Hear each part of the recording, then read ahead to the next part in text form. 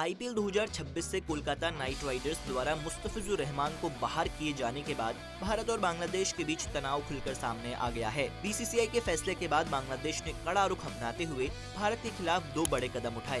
पहला, बांग्लादेश ने भारत में होने वाले T20 वर्ल्ड कप में अपनी टीम भेजने से इनकार कर दिया और दूसरा, अपने देश में आईपीएल के टेलीकास्ट और लाइव स्ट्रीमिंग पर पूरी तरह बैन लगा दिया।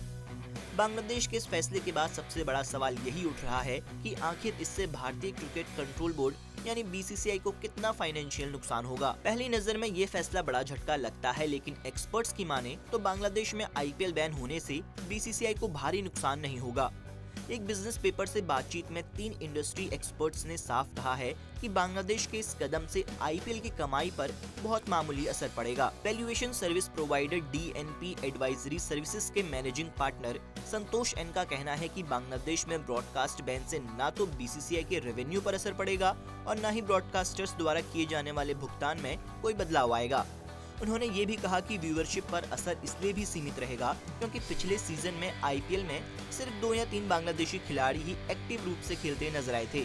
ऐसे में वहां के दर्शकों की दिलचस्पी पहले से ही सीमित मानी जाती है। टीआरए रिसर्च के सीईओ एन चंद्रमौली ने भी इसी तरह की राय दी। उनके मुताबिक अगर बांग्लादेश से किसी भी तरह का रेवेन्यू लॉस होता भी है तो उनकी भरपाई दूसरे ब्रांड्स और स्पॉन्सर्स आसानी से कर देंगे।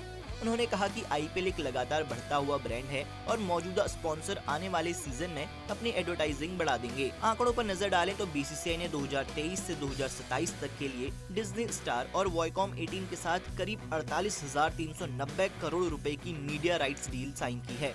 बांग्लादेश में आईपीएल के मैचों का प्रसारण टी स्पोर्ट्स करता है, जिसकी डील वॉयकॉम 18 के साथ थी। माना जा रहा है कि ग्लोबल मीडिया राइट्स का सिर्फ करीब 2% हिस्सा ही बांग्लादेश से जुड़ा था, जिसकी कुल वैल्यू लगभग 1300 करोड़ रुपए थी। अगर इसे 5 साल में बांटकर देखा जाए तो बांग्लादेश से होने वाली कमाई करीब 20 से 26 करोड़ रुपए के आसपास बैठती है। इसमें से 3 साल पहले ही निकल चुके हैं। ऐसे में मौजूदा हालात में बीसीसीआई या वॉयकॉम 18 को होने वाला नुकसान बेहद सीमित माना जा रहा है। कुल मिलाकर बांग्लादेश में आईपीएल बैन होने से भले ही सियासी और कूटनीतिक हलचल तेज हुई हो, लेकिन आर्थिक मोर्चे पर बीसीसीआई को इससे कोई बड़ा झटका लगता नजर नहीं आ रहा है।